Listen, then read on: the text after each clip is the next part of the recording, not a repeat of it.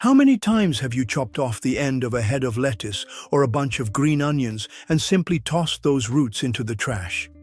I used to do it every single day, thinking that once the vegetable was cut, its life was over. I was essentially throwing my hard-earned money straight into the compost bin. But here at No Secret Gardening, I learned the hard way that the supermarket isn't the only place to get your greens. Today, I'm going to show you how to harvest fresh greens for 90 days without ever replanting or buying a single new seed. This isn't a magic trick, and it is not about having those perfect staged showcase plants you see in glossy magazines. This is about real food in a real kitchen. Before we dive into our first scrap, I want you to remember our signature rule for this journey. I call it the Regrow Trio: fresh water, node protection, and the right light. If you have these three, you have a garden. If you miss one, you have a mess. I learned this after rotting dozens of plants because I thought more water meant more growth. It doesn't. Let's start with the absolute fastest win in the kitchen gardening world: green onions. If you are a beginner, this is where you start. Most people fail because they cut the onion too short. You need to leave at least 1.5 inches of the white bulb part. Now, here is your first practical proof, the sprout test. Place those roots in a small glass with just enough water to cover the roots, but not the entire bulb. If you see a tiny green tip emerging from the center within 48 hours, your plant is healthy and ready to produce for months. If nothing happens in 3 days, that scrap was likely too old or dried out. By the time you reach the 1-minute mark of this process, you've already stopped the waste. But here is the secret the sellers won't tell you. The water is the most dangerous part. You must change the water every single day. We follow a strict no standing water rule here. This means the water must never become stagnant or cloudy. If it smells, you've waited too long. Now let's look at romaine lettuce. This is the one that usually looks great for 3 days and then turns into a slimy disaster. The mistake is submerging the whole base. You only want the bottom 1/4 inch in the water. To know if your lettuce is actually going to grow back or just rot, use the center heart test. Gently press the very middle of the cut base with your finger. It should feel firm and slightly bouncy. If it's hollow or mushy, toss it. A firm heart means the plant still has the energy to push out new leaves. I want to give you a quick decision map so you can figure out where to put these jars right now. If you have a kitchen windowsill that gets bright light but not scorching heat, that is your primary spot. If you live in a dark apartment, you need to move these scraps to the brightest room you have, even if it isn't the kitchen. If you have a small backyard or patio, keep them inside for the first week until the roots get strong, then we can talk about moving them out. I remember when I first started, I filled my entire counter with jars. I thought I was a genius until the gnats arrived. That happened because I didn't respect the node. The node is that point where the roots meet the stem. If you drown the node, the plant dies. Keep the water low, keep it fresh, and keep the light consistent. As we move through these items, you'll start to see your kitchen differently. It's no longer a place of waste, but a nursery. I've seen people save $20 a month just on herbs and garnishes by using these simple steps. But what happens when the plant grows but the leaves start to turn yellow? Or what if you want more than just a garnish? There is a specific error that most people make right around day 7 that kills the whole project. I lost an entire crop of celery because I didn't know this one secret about the transition from water to soil.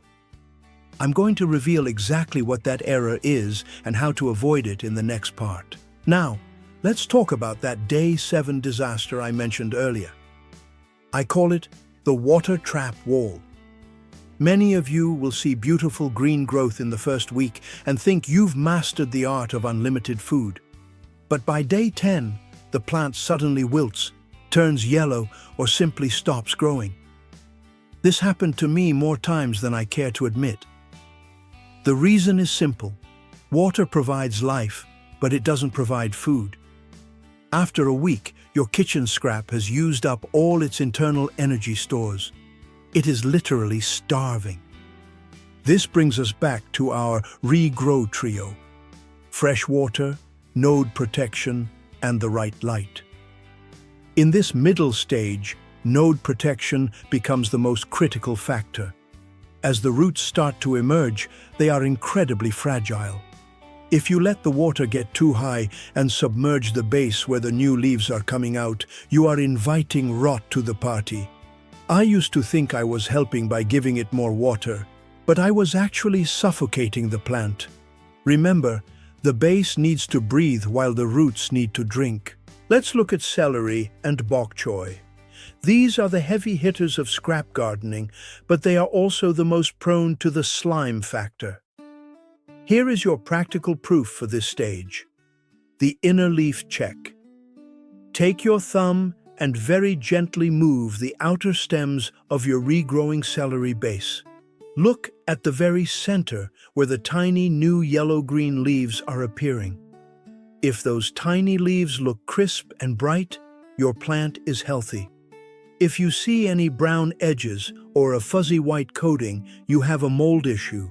If that happens, immediately rinse the base under cool running water, change the jar, and use less water next time. A common question I get is about the transition. When do we move from the jar to the soil? I wasted so much time trying to keep lettuce in water for its whole life. It doesn't work. The leaves will taste bitter and stay small. Here is your decision map for the transition phase. If your scrap has grown roots that are at least 1 inch long and you see 3 or more new leaves, it's time for a change of scenery. For those of you in an apartment with just a small balcony, you want to use shallow, wide pots for things like lettuce and bok choy. They don't need deep soil. But if you are in a backyard scenario, you can move these directly into a raised bed. Just remember, these water babies are sensitive. When you move them to soil, you have to keep that soil consistently moist, not soaking, for the first 4 days. They are used to being in 100% water, and moving them to dry soil is like a person moving from a pool to a desert. It's a shock they rarely survive without your help. I want to share a mini tactic for carrot tops and beet tops. People often get frustrated because they think they are going to regrow a whole new carrot. You won't. The root itself won't grow back down. What you are growing are the greens. Carrot greens are an incredible, nutrient-dense herb that tastes like a mix of parsley and celery. They are a superfood scrap that most people ignore. To grow these successfully, you don't even need a deep jar. A shallow saucer works best. Here is another practical proof: the root tug test. Once your scrap has been in soil for about 5 days, very gently give the plant a tiny tug. If you feel resistance, it means the roots have successfully latched onto the soil. If it feels like it's going to slide right out, your soil is either too dry or too packed. I used to pack my soil down like I was building a road. That's a fatal error. Roots need air pockets to move. Think of the soil like a soft pillow, not a brick. As we progress, you'll start to see a pattern. The plants that grow the fastest are often the ones we use the most. But there is a group of plants that most people think are impossible to regrow from the kitchen. I'm talking about the ones that hide underground and can provide a massive harvest if you know how to unlock them. The light and soil adjustment that changes everything for these heavy producers is coming up next, and it's the secret to never buying ginger or garlic ever again.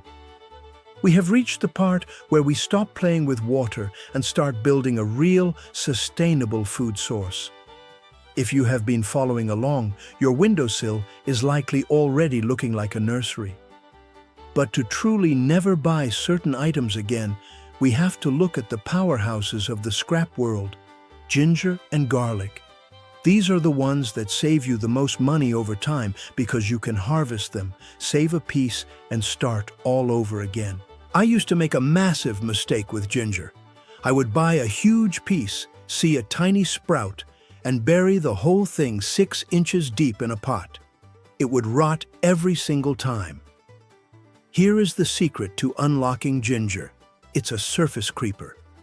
You only need to bury it about an inch deep with that little green eye or sprout pointing toward the sky. If the soil is too heavy or too deep, the rhizome can't breathe, and in the world of no secret gardening, if the soil is suffocating, the plant is dying.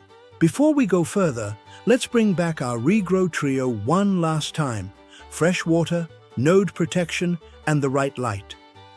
Even when these plants move into the soil, the node protection rule simply transforms into drainage protection.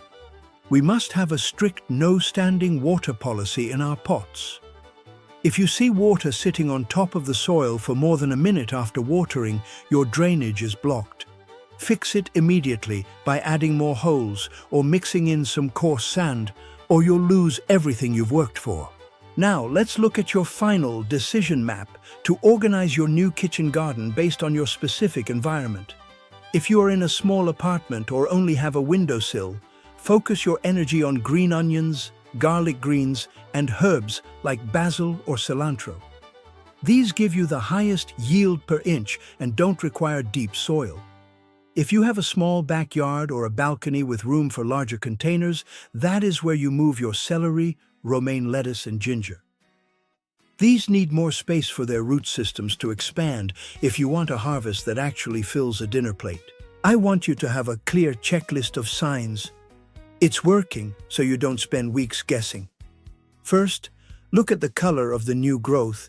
It should be a vibrant, healthy green, not a pale yellow or translucent white. Second, check the base of the plant. It should be firm to the touch, never squishy. Third, look for secondary life.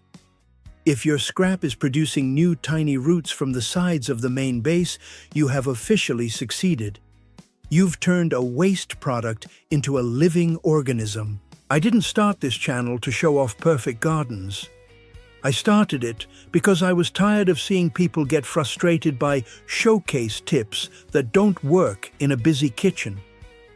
Scrap gardening is the most honest form of growing because it costs you nothing but a little attention. It's about being a protector of the life that's already in your grocery bag.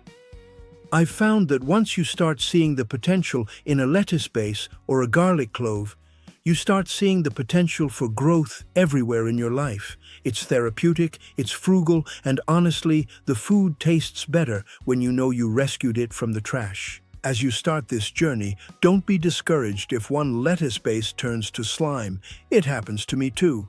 Just rinse your jar, check your Regrow trio, and try again with the next meal.